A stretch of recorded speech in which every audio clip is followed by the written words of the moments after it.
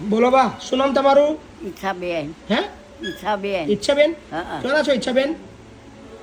ધંધોડીનો. ધંધોડી હા. તાલુકો કપડવંજ? હા. તો 2-3 દિવસથી કઈ રોડ ઉપર ફરતા હતા તમે?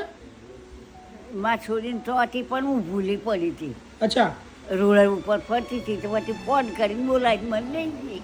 અચ્છા, રોડ ઉપર ભૂલા પડી ગયા હતા? હા. તો મારા પર બધા બહુ ફોન આવ્યા કે કપડવંજના એક બા ભૂલા પડી ગયા છે, રોડ ઉપર ભટકી રહ્યા છે, એવા ફોન આવ્યા તમારી પર? બેહી રહેલી હું બેહી રોડ ઉપર? હોવે. એ પછી જડે ના એટલે માં છોડીને ફોન કર્યો એટલે પૂછ્યા આવીને મને લઈ ગઈ. અચ્છા, પછી?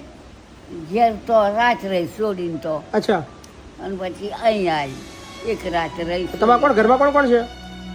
મારો છોકરો ને છોકરાની બહુ બે જ છે. તો રાખતા નહીં તમને? બધી બહુ વતાની બહુ નહીં રાખતી. રોટી તને કુનાલ કરી કે જાતે કરવાનું કે તમને? આ પરિસ્થિતિમાં તમારી કેટલી ઉંમર થઈ તમારી બા? થયું 80 ઉપર થયા ને? હા, બરાબર એટલી ઉંમર થઈ. બરાબર. રહેવું છે મારતીઓ? પડી પર મને રવાય ના. હે? ના, બાપુ તમે મોટા લોકો મોહનના બાળાઈ ના રવા. કેમ? ના, અમે ઠાકોર ભાઈ તે- અમારી કશું એવું ના હોય બા. હા, હા, કોઈ એવું ચિંતા નહીં, આપણે ત્યાં રહેવાનું તમારે. હા, હા ને?